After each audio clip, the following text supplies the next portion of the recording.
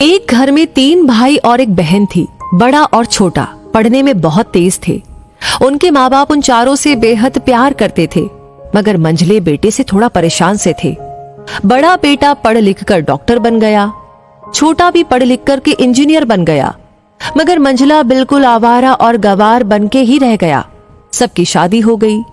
बहन और मंझले को छोड़ दोनों भाइयों ने लव मैरिज की थी। बहन की शादी भी अच्छे घराने में हुई थी। आखिर भाई सब डॉक्टर इंजीनियर जो थे। अब मंझले को कोई लड़की नहीं मिल रही थी तो बाप भी परेशान और माँ भी।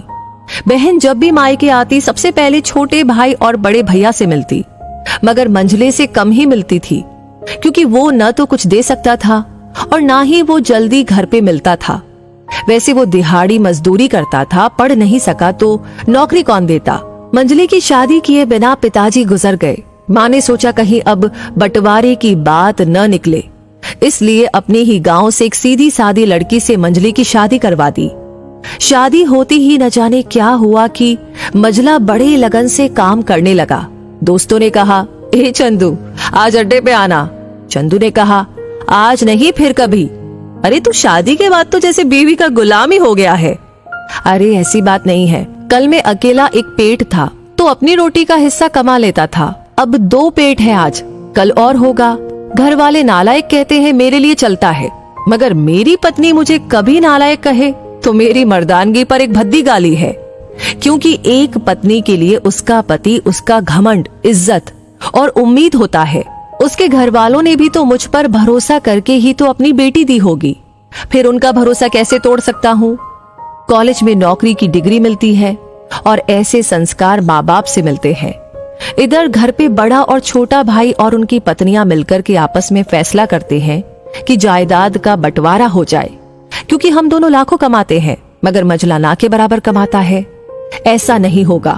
माँ के लाख मना करने पर भी बंटवारे की तारीख तय होती है। बहन भी आ जाती है, मगर चंदू है कि काम पे निकलने के लिए बाहर आता है।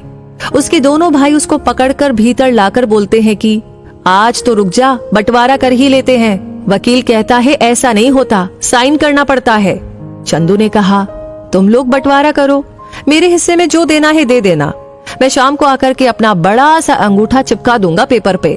बहन ने कहा, अरे बेवकूफ, तू गवार का गवार ही रहेगा। तेरी किस्मत अच्छी है कि तुझे इतने अच्छे भाई बहन मिले।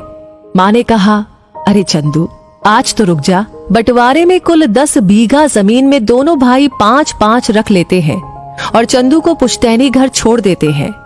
तभी चंदू जोर से चिल्लाता है, अरे फिर हमारी छुटकी का हिस्सा कौन सा है। दोनों भाई हंसकर बोलते हैं, अरे मूर्ख, बंटवारा भाइयों में होता है और बहनों के हिस्से में सिर्फ उसका मायका ही है। चंदू ने कहा, ओह, शायद पढ़ा लिखा न होना भी मूर्खता ही है। ठीक है, आप दोनों ऐसा करो, मेरे हिस्से की वसीयत मेरी बहन छुटकी के नाम कर दो। दोनों भाई चकित होकर बोलते हैं, और तू। चंदू माँ की ओर देख के मुस्कुरा के बोलता है, मेरे हिस्से में माँ है ना। फिर अपनी बीवी की ओर देखकर बोलता है मुस्कुरा कर, क्यों चंदूनी जी, क्या मैंने गलत कहा। चंदू ने अपनी सास से लिपटकर कहती है, इससे बड़ी वसीयत क्या होगी मेरे लिए कि मुझे माँ जैसी सासू मिली और बाप जैसा ख्याल रखने वाला पति। बस यही शब्द थे जिसने बंटवारे को सन्नाटे में बदल दिया। बहन दौड़कर अपने गंवार भैया से गले लगकर रोती हुई कहती है, माफ कर दो भैया मुझे, क्योंकि मैं समझ ही नहीं सकी आपको। चंदू ने कहा, इस घर में तेरा भी उतना ही अधिकार है जितना हम सभी का। बहुओं को जलाने की हिम्मत किसी में नहीं होती, मगर फिर भी जलाई जाती है, क्योंकि शादी के बाद हर भाई हर बाप उसे पराया समझने लगते हैं।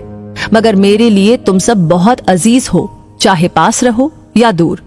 माँ का चुनाव इसलिए किया ताकि तुम सब हमेशा मुझे याद आओ, क्योंकि ये वही कोख है जहाँ हमने साथ साथ 9-9 महीने गुजारे हैं। माँ के साथ तुम्हारी यादों को भी मैं रख रहा हूँ। दोनों भाई दौड़कर मंझले से गले मिलकर रोते रोते कहते हैं, आज तो तू सचमुच का बाबा लग रहा है। सबकी पलकों में पानी है, सब एक साथ फिर से रहने लगते हैं।